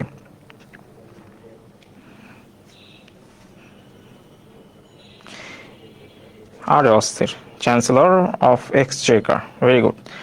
তাবাসসুম মিনহাজ সনেট। আর প্রক্সিমা সবাই পারে, ভেরি গুড। হ্যাঁ, ওই রকমই কিছু একটা, যে কি বললাম, যে চ্যান্সেলর অফ এক্সচেকার। ভাই আমি খালি অবাক হই, আপনারা কিভাবে পারেন এত কিছু। আরে জোস জোস, আরে আপনারা অস্থির পোলাবেন সব। Chancellor of exchequer. হুম, রাহেলা বিপা অর্ধেকটা বলছে, চ্যান্সেলর বলছে, এক্সচেকার বলে নাই। এক্সচেকার, হ্যাঁ, মানে নিজের এক্সকে চেক করে সে, এক্সচেকার। বাট আমাদের এটা করা যাবে না, কারণ আমাদের সামনে পরীক্ষা, তাই না? ওকে, তাহলে আমরা পরের প্রশ্নে যাই। ইউরোপের শিল্প বিপ্লব শুরু হয় কত সালে? জনপ্রশাসন মন্ত্রণালয় দেখেন আরেকটা প্রশ্ন, যে ইউরোপের শিল্প বিপ্লব শুরু হয় কত সালে? এটা এখানেও অনেক কথাবার্তা বলার আছে, কারণ first industrial revolution, second industrial revolution, কিছু জিনিস জাস্ট অল্প অল্প করে একটু জেনে রাখতে হবে, যেটা আমাদের বিজ্ঞানের কাজে দিবে, যেটা আমার বিসিএস রিটার্নের কাজে দিবে, যেটা আমার শিক্ষক নিবন্ধন বা এই ধরনের রিটার্নেও কাজে দিবে, ঠিক আছে। তো শিল্প বিপ্লব কত সালে শুরু হয় সেটা আপাতত আমরা একটু জেনে রাখি। সেটা কত সালে বলেন তো? 1760 সালে, ঠিক আছে। এবং এই 1760 সালে এটা আসলে চলমান থাকে কত সাল পর্যন্ত? আনুমানিক 1840 সালে। এবং এই যে শিল্প বিপ্লব এই টার্মটা প্রথম ব্যবহার করা হয় কত সালে? 1838 সালে, ঠিক আছে। শিল্প বিপ্লব এই টার্মটা প্রথম ব্যবহার করা হয় কত সালে? 1838 সালে, ঠিক আছে। এবং এখানে ইউরোপের কথা বলা হয়েছে, বাট এখানে কিছুটা মার্কিন যুক্তরাষ্ট্র এখানে জড়িত। ইউরোপ তো ডেফিনেটলি, ইউরোপের সাথে এখানে মার্কিন যুক্তরাষ্ট্র, কানাডা, এই দেশগুলোরও আসলে কিছু হিস্ট্রি আছে এখানে। হ্যাঁ, অস্থির অস্থির। ওমর ফারুক, মৌ, আরোহী, আখি, রুবেল, কামরুন নাহার, শারমিন, ভেরি গুড। আমার মনে হয় কয়েকটা নাম একদম আমার ভিতরে যদি কোনো প্রোগ্রাম সেট করা যেত তাহলে এই নামগুলো আমার প্রোগ্রাম করে রাখা লাগতো, কারণ এরাই সবসময় দেখি অ্যান্সার করতেছে, সব প্রশ্নের অ্যান্সার করতেছে। Very good. মিশু আক্তার, শিরিন, অস্থির, জোস, ভেরি গুড। নেক্সট প্রশ্নে চলে যাই। জাতীয় সঙ্গীত প্রথম প্রকাশ পায় কোন পত্রিকায় বলেন তো? চলেন হিন্টস দেই আপনাদেরকে। বলেন তো এটা কি, এখানে এটা কি বলেন তো? এখানে দেখেন পত্রিকার নাম চলে আসছে। হ্যাঁ, জাতীয় সঙ্গীত প্রথম প্রকাশ পায় কোন পত্রিকায়? আমরা জানি জাতীয় সঙ্গীত কার লেখা, রবীন্দ্রনাথ ঠাকুর, এবং সেটা কোথায় প্রকাশ পায়? এই যে আমাদের যে এখানে দেখেন পত্রিকার নাম দেওয়া আছে, এই যে বঙ্গদর্শন। হ্যাঁ, বঙ্গদর্শন পত্রিকায় প্রকাশ পায়, ঠিক আছে। এবং এই যে বঙ্গদর্শন, এই বঙ্গদর্শন পত্রিকায় কত সালে প্রকাশ হয় সেটাও কিন্তু পরীক্ষায় আসতে পারে। বলেন তো কত সালে প্রকাশিত হয়? জাতীয় সঙ্গীত প্রথম প্রকাশ পায় কোন পত্রিকায়? প্রশ্ন করতে পারে যে কত সালে, কত সালে, ঝটপট সবাই আনসার করেন। আচ্ছা, সনেট, প্রক্সিমা, ওমর ফারুক, সানাউল্লাহ, মিহি, আচ্ছা, অরুণ সরকার, ধনঞ্জয়, মারুফা মিম, জোস, অস্থির, সবাই বঙ্গদর্শন বলতেছেন, খুবই ভালো, থ্যাংক ইউ, থ্যাংক ইউ সবাইকে। এখন আমাকে বলেন তো এই বঙ্গদর্শন পত্রিকায় কত সালে এই জাতীয় সঙ্গীতটা প্রকাশ পায় বলেন তো? 1905 সালে। ইয়াসিন, মিম, মৌ, ধনঞ্জয়, রুবেল, দীপু, 1279, অরুণ সরকার। এখানে 1279 আপনি কি দেখতে পাচ্ছেন নাকি? সামহাউ জুম টুম করে দেখছেন? আচ্ছা, এইটার সাথে ওইটার কোনো আসলে সম্পর্ক নাই, বাংলা 1279 সাথে ওইটার সম্পর্ক নেই, এটা জাস্ট র্যান্ডম একটা আমি জাস্ট নিছি, পিক নিছি। হ্যাঁ, তো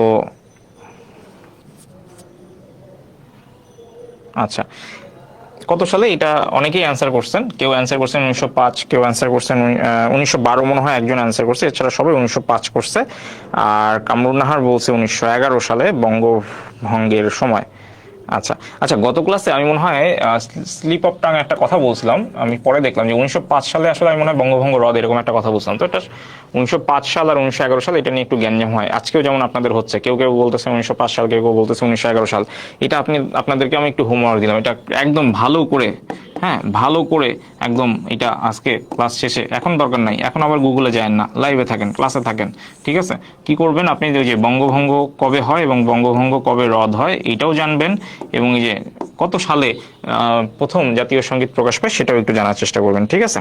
ওকে, সবকিছু আমি না বলি, কিছু জিনিস আপনাদের জন্য রাখি। ওকে, লেট দেয়ার বি লাইট এর পরিচালক কে বলেন? লেট দেয়ার বি লাইট এটার পরিচালক কে? লেট দেয়ার বি লাইট, হ্যাঁ, তো এইখানে আমরা যে ইয়াটা দেখতে পাচ্ছি, পোস্টারটা দেখতে পাচ্ছি, লেট দেয়ার বি লাইট, এটা হচ্ছে বাংলাদেশের একজন প্রখ্যাত চলচ্চিত্রকার, তার মুভির poster, let there be light, এবং এটা আমরা সবাই জানি। আরে আল্লাহ, শেষ। এই আপনারা আমার ক্লাস নেবেন এরপর থেকে, সবাই সব পারে। আরে কি একটা অবস্থা, জোস, অস্থির, সেরা সেরা, জহির রায়হান, ঠিক আছে? থ্যাংক ইউ সবাইকে। প্রক্সিমা, সাফা, দীপু, তাবাসসুম, মিনহাজ, সনেট, সজীব, মৌ, খাদিজা, তুল কুবরা, শিরিন ইসলাম, সানাউল্লাহ, শিবলু, আবদুল্লাহ, আনাস, ইসমাইল, ধনঞ্জয়। আচ্ছা আচ্ছা, থ্যাংক ইউ ধনঞ্জয়। প্রথম মুক্তিযুদ্ধের উপর প্রামাণ্যচিত্র। তো যারা আমার ক্লাসগুলো রেগুলার করেন, আমি এর আগে বেশ কিছু চলচ্চিত্র নিয়ে কথাবার্তা বলছিলাম। হ্যাঁ, 7 মার্চের উপরে কোন প্রামাণ্য চিত্র করা হয়েছে, মুক্তিযুদ্ধের উপরে কে করছে, জাসি নজরুল ইসলামের 4-5টা মুভির নাম আমরা শিখছিলাম একটা ক্লাসে, আরেকটা ক্লাসে হুমায়ুন আহমেদের মুক্তিযুদ্ধ ভিত্তিক নামগুলো পড়ছিলাম। তো এই যে জহির রায়হানের, এটা হচ্ছে মুক্তিযুদ্ধের উপর নির্মিত, মুক্তিযুদ্ধের উপর নির্মিত প্রথম প্রামাণ্য চিত্র হচ্ছে এটা, লেট দেয়ার বি লাইট, যেটা পরিচালক ছিলেন জহির রায়হান, এবং এই ইনফরমেশনটা দেখলাম একজন শেয়ারও করছে, ভেরি গুড। এইগুলো আমরা কিন্তু বিগত ক্লাসগুলোতে আলোচনা করছি, যারা রেগুলার ক্লাসগুলো করছেন নিশ্চয়ই জানছেন। ইয়াসিন, নয়নমণি, দীপু, শ্যামল, আরোহী, আখি, শারমিন, শ্যামল কুমার, কামরুন নাহার, শারমিন, জহির রায়হান, ইয়াসিন খান, আচ্ছা কামরুন নাহার, শারমিন, সুমাইয়া জাহান, ইয়াসিন খান। ওকে, অনেক নাম পড়ছি, সবার নাম পড়ে ফেলছি, যারা যারা অ্যান্সার করছেন থ্যাংক ইউ সবাইকে, সবার নাম পড়ে ফেলছি। তো একজন বলছে বাংলাদেশের শ্রেষ্ঠ চলচ্চিত্রকার, বাট আমরা অনেক আনলাকি যে আমরা আসলে ওনাকে পাইনি। আমরা আসলে উনি যে নিখোঁজ হয়ে যান আমরা মোটামুটি সবাই জানি, মুক্তিযুদ্ধের সময় যে উনি নিখোঁজ হন আমরা আসলে আর ওনাকে মানে ট্রেস করতে পারি নাই, এবং আমাদের বাংলাদেশের জন্য আসলে এটা একটা বিরাট লস। তো জহির রায়হানের আপনি যদি সব মানে কর্মগুলি দেখেন, তার যে শিল্পী মানে যে তার যে সৃষ্টি আছে সেগুলো যদি দেখেন, আপনি মোটামুটি ইয়া করতে পারবেন। আরে মাহবুবের নাম বলি নাই, মাহবুবের কমেন্ট তাহলে মিস করে গেছি হয়তো কোনোভাবে, কারণ আমি যখন কথা বলছি তখনই হয়তো আপনি কমেন্ট করছেন। আপনি একটু বুদ্ধি করবেন, যখন আমি মোবাইলের দিকে জিপটাকে সবার নাম পড়তেছিলাম না, তখনই আপনি হচ্ছে ঠাস করে একটা কমেন্ট দিয়ে দিবেন, ABCD কিছু একটা লিখে দিবেন, তাহলে আমি বলবো আর এই যে মাহবুব কি অবস্থা। হ্যাঁ, আপনার কমেন্ট দেখা যায় মাহবুব, এতে কোনো সন্দেহ নাই, আমি এইমাত্র দেখছি এবং পড়ে ফেলছি। অনেকটা রেডিওর একটা ফিল আসে। হ্যাঁ, ওই যে ছোটবেলায় আমরা যখন রেডিও শুনতাম তখন ওই যে আমরা বলতাম যে ভাই আমার মেসেজ কেন পড়েন না, ওই যে রেডিওতে FM রেডিও বা রেডিও ফুর্তি, রেডিও আমার, এগুলো যে আমরা যখন শুনতাম, এখন তো কমে গেছে অনেক চল, তখন যখন শুনতাম তখন আমরা প্রচুর মেসেজ পাঠাইতাম, মেসেজ পড়ে না। তো মেসেজে যখন নাম বলতো তখন একটা অন্যরকম ফিল আসতো। এই আর কি। ওকে, ঠিক আছে। আরে মাহবুব তো ভাইরাল, পুরো ভাইরাল। ওকে, ঠিক আছে। তো তাহলে আমরা মোটামুটি আজকে 20টা প্রশ্ন সলভ করলাম। আমরা চেষ্টা করছি বেশ কিছু, ওই যে যেমনটা বলতেছিলাম যে আমরা 3-4টা প্রশ্ন আর কি সলভ করবো। আমরা আজকে জনপ্রশাসন মন্ত্রণালয়ের 2টা ভিন্ন চাকরির প্রশ্ন কিছু নিয়ে আসছি এবং রিলেভেন্ট যদি ইনফরমেশন থাকে শেয়ার করছি। ইদানিংকালে আপনি আমার ক্লাস খেয়াল করলে দেখবেন যে আমি সবসময় ম্যাপ নিয়ে কথাবার্তা বলতেছি, ম্যাপ নিয়ে আপনার যত দুর্বলতা আছে শেষ করার চেষ্টা করতেছি। আলটিমেটলি আপনি যদি আমার এই ধারাবাহিক ক্লাসগুলো করেন, একটা সময় গিয়ে দেখবেন আপনি চোখ বন্ধ করলে আপনার সামনে কি আসতেছে, প্রিয় মানুষের ছবি আসতেছে না, না না না না, ম্যাপ, পুরো ওয়ার্ল্ড ম্যাপ চলে আসবে। ঠিক আছে, পুরো ওয়ার্ল্ড ম্যাপ চলে আসবে। ঠিক আছে, আজকে আর না, হ্যাঁ আজকে আর করাবো না, আজকে আমরা এখানেই শেষ করব। কারণ হচ্ছে আমাদের চোখ বন্ধ করলে এখন কি আসতেছে, ম্যাপ ভাসতেছে। এই ম্যাপটা তো আমাদের একটু রপ্ত করতে হবে, রাইট? হ্যাঁ, এই ম্যাপটা একটু রপ্ত করতে হবে। আমরা নেক্সট ইনশাল্লাহ আপনাদের সাথে আবার মিলিত হব রবিবারে। ঠিক আছে, আমাদের নেক্সট ক্লাস হবে রবিবারে। তো আমরা রবিবারে হচ্ছে এই যে 7:30টায় ইনশাল্লাহ জয়েন করবো। ঠিক আছে, নেক্সট ক্লাস কবে হবে? সানডেতে। ঠিক আছে, বাদ মাগরিব। অনেক দিন হয়ে গেল যে মিলাদে জিলাপি খাওয়া হয় না। মিলাদে আগে বলা হতো না যে যেমন বলে দিত যে বাদ জুম্মা, যেমন আমাদের মসজিদে বলে দিত যে বৃহস্পতিবার বা বুধবারে বলে দিত যে বাদ জুম্মা মিলাদের আয়োজন করা হয়েছে, কিংবা শুক্রবার অনেক সময় আসরের ওয়াক্তে বিকালে যে আমরা নামাজটা পড়ি আসরের ওয়াক্তে, তখন হচ্ছে আবার অনেক সময় বলে দিত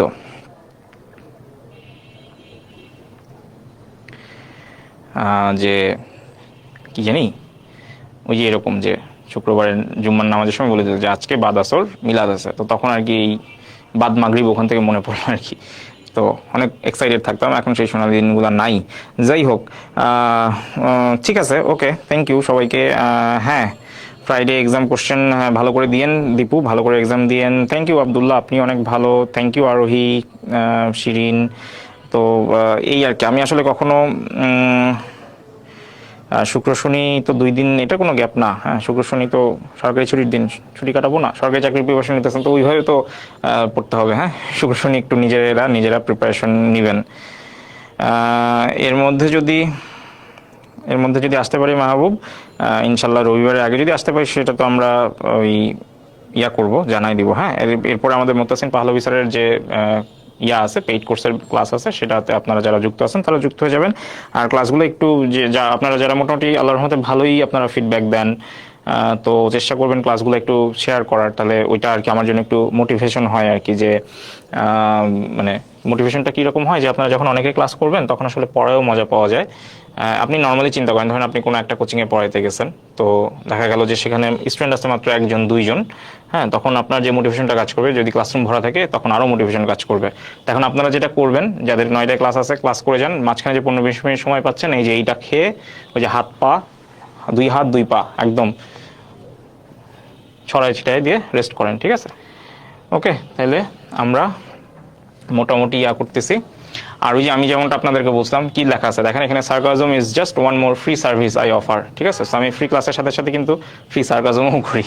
আজকে যেমন একটা প্রশ্নে আমরা সার্কাজম করে ফেলছি যে টিসিবি কি, আপনারা সবাই ধুমধামে আনসার দিয়েছেন, বাট আলটিমেটলি পরে দেখা গেছে না, টিসিবি মানে অন্য কিছু। ঠিক আছে, তো চেষ্টা করবেন যারা আর কি এই যে শেষ পর্যন্ত ক্লাসগুলো করেন, তারা চেষ্টা করবেন যে যদি মানে আমি আসলে অফিসিয়ালি এটা বলতেও কেমন লাগে বাট কখনো বলি না ওইভাবে। বাট চেষ্টা করবেন যে নতুন যারা আছেন একদম চাকরির একদম মাত্রই, মানে আমি আসলে যখন আমার আশেপাশে এরকম অনেক লোকজন আছে তো তাদেরকে দেখলে নিজেরই আসলে অনেক ইয়া লাগে, কারণ চাকরির ব্যাপারটা অনেক সেন্সিটিভ একটা ইস্যু।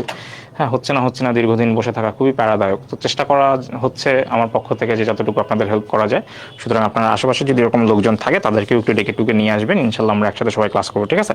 সবাই ভালো থাকেন, সুস্থ থাকেন, ইনশাল্লাহ আবার আপনাদের সাথে দেখা হবে। রবিবারের আগে যদি আসি সেটা পেজে জানিয়ে দেবো, আদারওয়াইজ আমরা রোববার ইনশাল্লাহ সন্ধ্যায় বাদ মাগরিব আমরা একসাথে হব, ঠিক আছে? আসসালামু আলাইকুম, আল্লাহ হাফেজ সবাইকে।